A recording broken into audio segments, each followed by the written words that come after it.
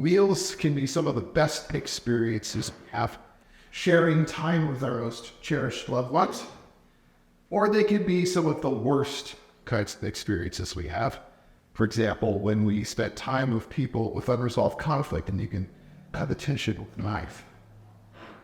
People love to talk about weddings, and sometimes people really hate to talk about a time they had to spend Thanksgiving with a drunken uncle and endure all of his stories. We sort of run the whole gamut of human experience in meals. Today I want to look at one chapter of scripture that describes two different meals and understand how we might see things differently depending on where we come at. So the first of these meals is a birthday party for Herod the Tetrarch, who's the ruler of Galilee and Perea. We read about it in Matthew chapter 14, verses 6 to 10. It says, on Herod's birthday, the daughter of Herodias danced for the guests and pleased Herod so much that he promised with an oath to give her whatever she asked. Prompted by her mother, she said, give me here on the platter the head of John the Baptist. The king was distressed, but because of his oaths and his dinner guests, he ordered that her request be granted and had John the Baptist beheaded in the prison. So Herod's birthday party is sort of a commentary on power and the way that it works in the world. Despite the fact that birthday parties are seen as an innocent thing in our own culture, in that culture they were roundly rejected by religious people, seen as a wanton extravagance that was exploited with other people. That's hard to understand. I don't think it was the balloon animals. I think really it was an issue of food.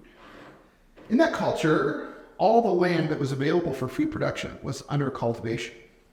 And so there hadn't been much in the way of improvements in agricultural methodology, and so the amount of food was pretty well fixed at whatever the weather and the land would provide. Now, in that culture, the elites accounted for between 7 and 10% of the population, depending on how you calculate it. But they together consumed about 50% of the food. So half the population, 93 to 90% of the population is living on 50% of the food.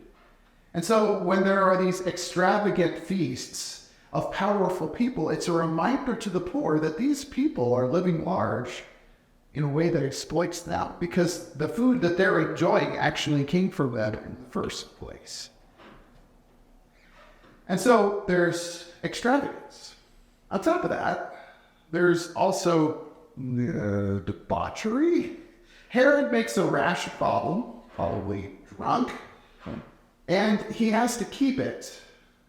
You see, he made it in front of a whole bunch of people. And if he goes around making promises publicly in front of people and then walking them back, then those promises will be of much value.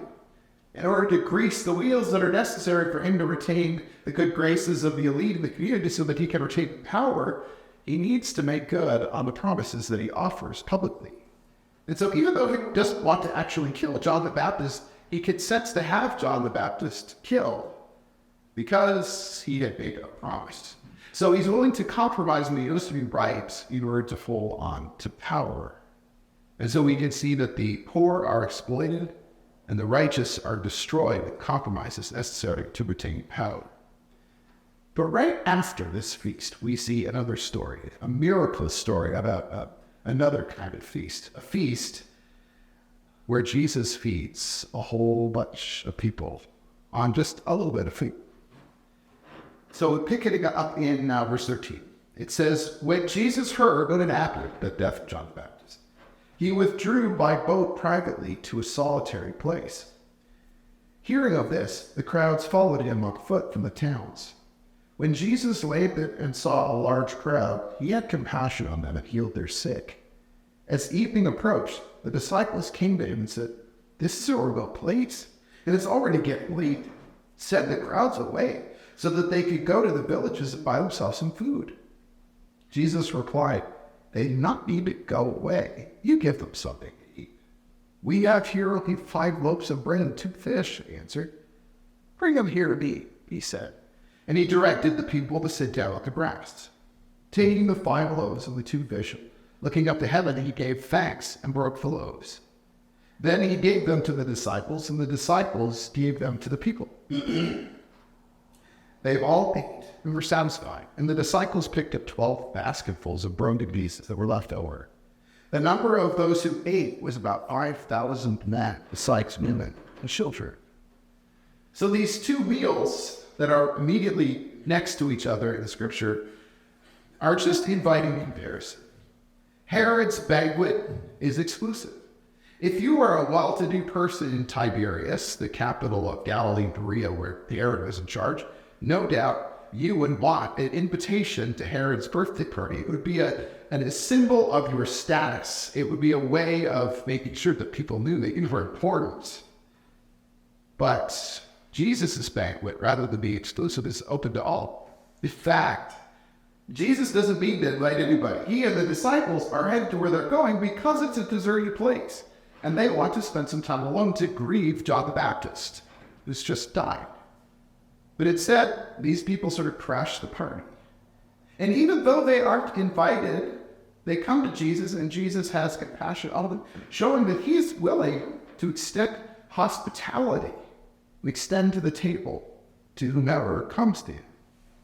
Herod's banquet is characterized by debauchery. Some scholars point out that when it said that the daughter of Herodias danced for the guests and it pleased Herod so much, that word pleased has sexual overtones to it. So there's a matter of arousal at his stepdaughter / niece. Ick. And of course, this all ends in the death of a righteous person, John the Baptist. But when Jesus holds a meal, he provides life-sustaining food to the poor. Herod's feast exploits the poor, taking the food off of their tables. And Jesus provides sustenance for the poor. And the powerful one, Jesus' entourage, the disciples, are actually the ones who serve the poor. And so when we look at these two banquets, we can ask ourselves, which of these two banquets do we want to be invited to?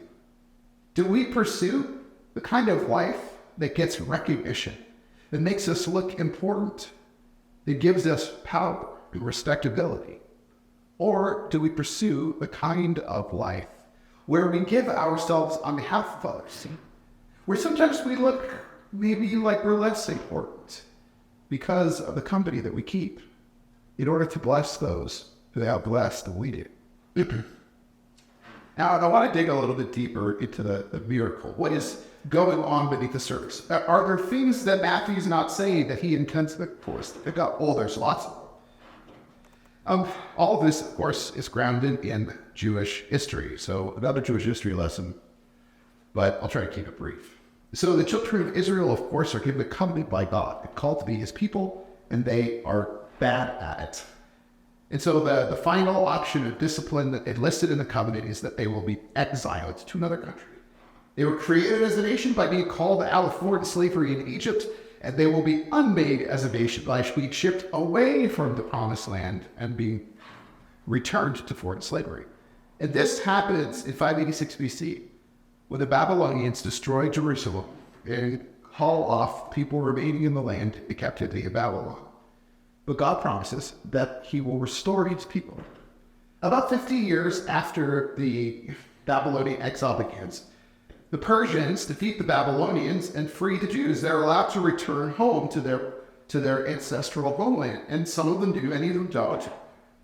But the ones who do find that it doesn't live up to their experiences. Things are very difficult. And they spend most of the next 6 centuries living under a string of foreign occupiers.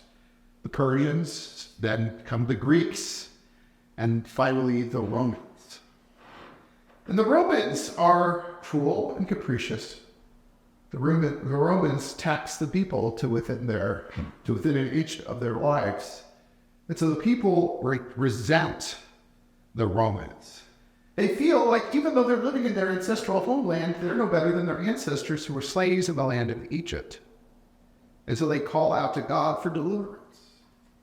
Now, when God delivered the children of Israel from slavery in Egypt, he led them into the wilderness, and he sustained the multitude with miraculous bread. Okay, so what's Jesus doing here? He's taking a crowd of Jews in a wilderness and sustaining that, and also with miraculous bread.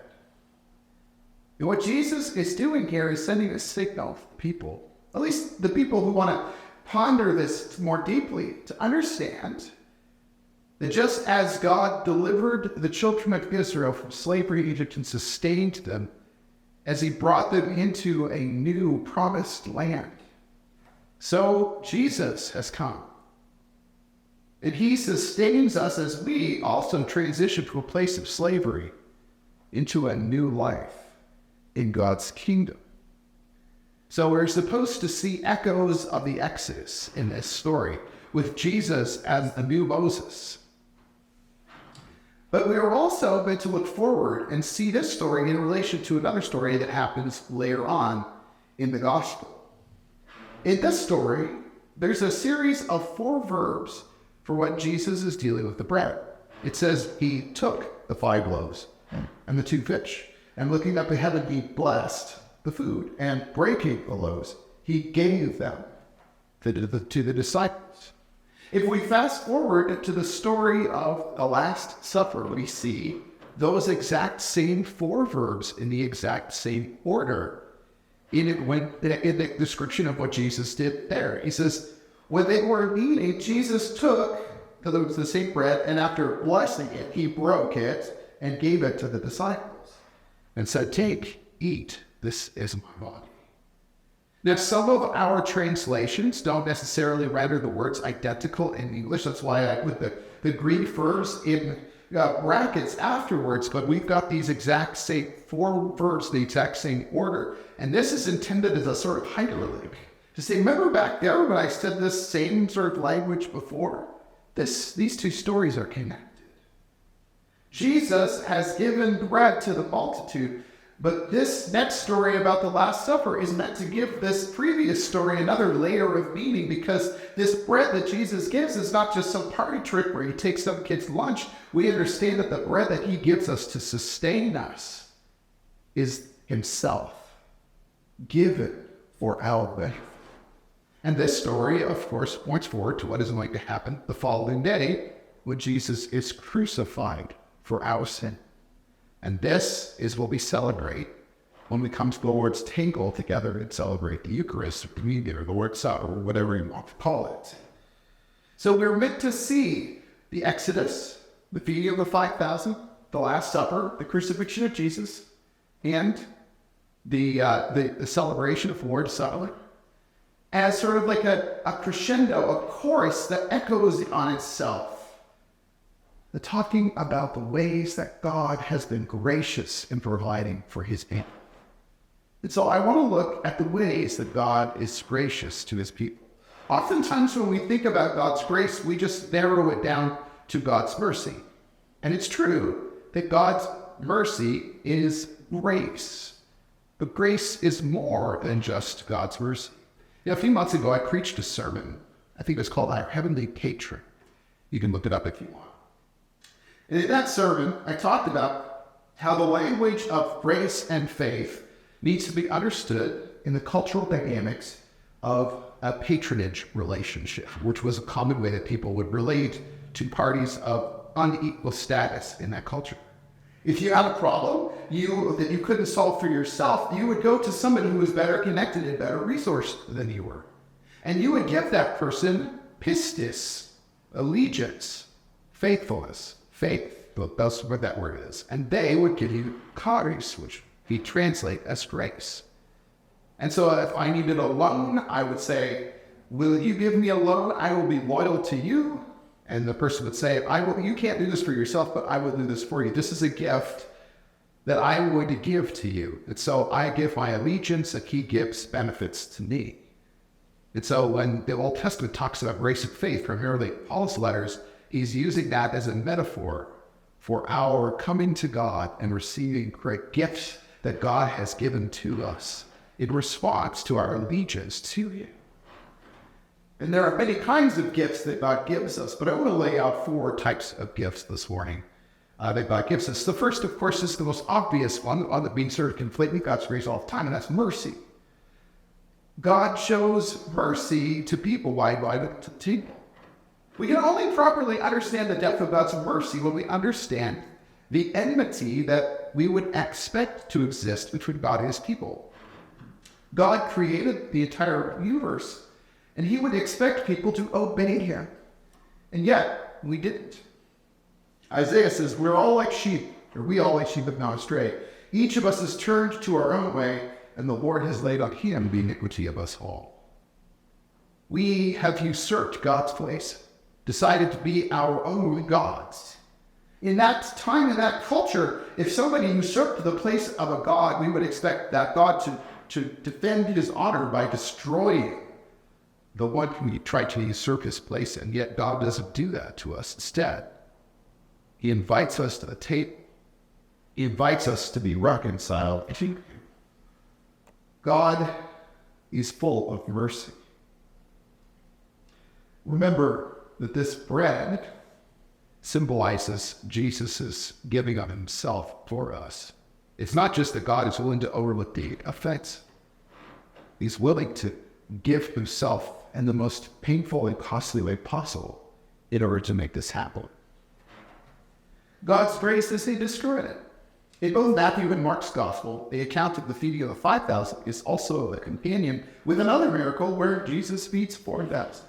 It's clearer in Mark's telling of the gospel, and Mark's telling of the miracles, that the feeding of the 5,000 happens in a predominantly Jewish area, that the feeding of the 4,000 happens in an area that is predominantly Gentile. And so, taken together, these miracles are pointing out to the fact that it doesn't matter who we are or where we come from. It doesn't matter if I'm a Jew or a Gentile, if I've lived my life as a religious insider or if I've just come to God after a life of living in rebellion. Whoever I am, wherever I've come from, the invitation is open to me. And so God welcomes me to the table. That is extremely good news. But it's also deeply challenging because it's not just open to me. Whatever my enemy has done, whoever they are, wherever they come from, they too are welcome at the table. I am welcome into fellowship with God, but in order to receive that fellowship with God, I must also receive the others who are in fellowship with God, and then relate them or not. And so in order to be people of God's mercy, recipients of God's mercy, we must also be people who extend that same mercy. As Jesus says, forgive us our trespasses, as we forgive those who trespass against us. So God shows us mercy. Another way that God's grace comes to us is that he shows us provision. We often feel like we have inadequate resources and skills in order to do the work that God gives to us. On a corporate level, the church has the task of making disciples of all nations, of being Jesus' witnesses in Jerusalem and all Judea and Samaria and to the ends of the earth. But on a personal level, we know that we are called to live as creatures of the new inbreaking age, the kingdom of God, in the midst of an old age that doesn't recognize the lordship of Jesus. We're called to live lives that exemplify the values of that kingdom, values like love, humility, and reconciliation, peace, and justice. Well, that's a hard thing to do sometimes.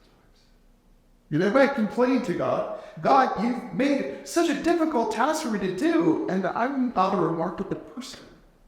It's too much. I can't do it. It's true, the task is impossible.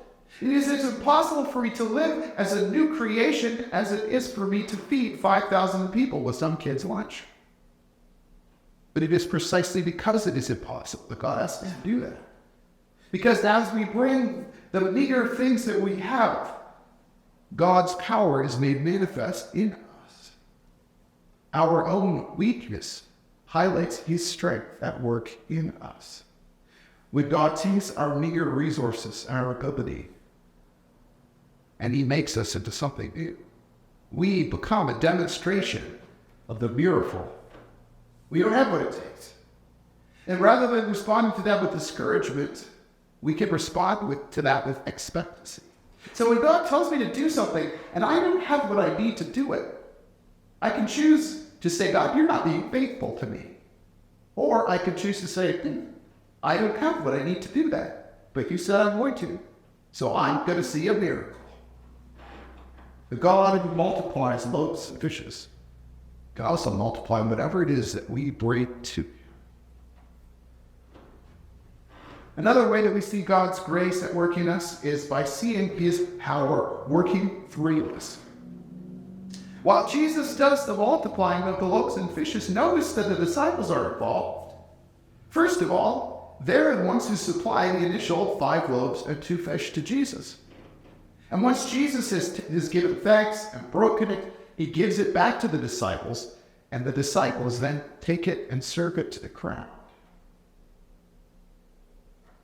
So we have a part to play in the nourishing of God's people. We come as recipients of God's hospitality, but that doesn't stop there. As we are nourished by the bread that God gives us, as we mature into new creatures, then we become those not just to sit at the table to receive God's hospitality, but we become hosts at the table just as the disciples are hosts, giving what God has given to them to other men. Also notice that Jesus is ministering in spite of the emotional pain that he feels. Jesus is here in the wilderness with his disciples because they were trying to get away from the crowds, because they are grieving the loss of their friend, John the Baptist. Just then the crowd shows up. It would be entirely within reason to think that Jesus would say, hey guys, I'm so glad that you've come here, that you want to hear what I have to say, that you want to be healed and that you trust me. I affirm that. You see, me and my guys, we've been through a real rough patch. We just need a little bit of time to ourselves to kind of get our heads on straight. So because we might come back to Thursday, then we can pick up. But right now, can you guys please shut off and come back later? But Jesus doesn't give it that way. Personally, I have a hard time when I'm really expecting something that I'm looking forward to, and then you get there and it's like, yeah, that's not gonna happen. Oh, that's a really hard thing for me to move on from. And I'm sure the disciples maybe felt that way. But Jesus says, you know what, guys? There's a crowd and they need us. So we're going to go out there to do this. Even though right now we don't feel like doing it, we're going to go out there and we are going to serve those people. And when we experience pain, our natural temptation is to turn in on ourselves. But Jesus' example here is to ignore the pain and give up ourselves to other people. And you know, the interesting thing is sometimes when we do that, when we focus on other people, the pain goes away. Rather than turning in on ourselves, the medicine that we sometimes need is to forget our pain. It's to find the joy that comes from loving and serving other people in the power that God has given. You see this in the early church. You think when the Roman authorities clamped down and start putting people to death, that the Christians would retreat into themselves, but they were emboldened by the persecution. And the witness of the church was enhanced, because when God's people were under pressure, they still shared the message. And so let's minister to other people from our places of weakness and pain. Because in those places, God's power can shine through us. The final way that I'm going to look at here is that God's grace comes to us through his hospitality is in the community to which he calls us. Now, we live in an age of immense personal freedom. There's so many things that we could just say, that's none of your business. Leave me alone. But the problem with that is that insisting that nothing is anybody else's business isolates us. It keeps everybody at arm's length in order to preserve our personal autonomy. And the result has been an increase in loneliness. We are in what secular psychologists refer to as epidemic of loneliness. And if the answer to that is actually to be grounded into a community that we can love and trust, grounded in submission to one another. And so God gives us a community. This community of people who join us at the table. It's through fellowship at the Lord's table that we are connected to a family whose life, it should be characterized by love and forgiveness. Now, like at the miracle, there's a larger crowd and there are smaller clusters. This is more obvious in Mark's telling the miracle when he tells the disciples to instruct the people to sit down in groups of 50 or 100. So there's 5,000 plus people, but there's like 50s and hundreds. And so we are all a part of the crowd, but we're also a part of the cluster within that crowd. We shouldn't mistake our cluster as being the only part of this crowd. We need to be cognizant of the fact that we're part of something larger than ourselves. As we are a part of a universal church all over the world, people who think differently than we do, who have different theological priorities than we do. But they are also members. They are also people who are invited to the ticket agencies. But we also have a small group that we're a part of, a local church congregation. And that is an opportunity, that is a context in which we can grow and share together. Because it's the people with whom I can have regular, more intimate interaction, that I can be encouraged by, that I can admonish and be admonished by, that I can serve and learn to serve. It's the people that I go to church with on a regular basis who can show me God's unconditional love in places where I fall short. And it's those same people that I'll give you the opportunity to learn to extend God's unconditional love when they fall short. And so yeah, if you spend a lot of time in church, no doubt you've either experienced church-related pain where people have failed you, as terrible it shouldn't happen, but it does. And where you know people who walk through that. And so this can lead us to be dismissive of church. Oh, I don't have anything to do with church. We're like hypocrites. Yeah, it's often true.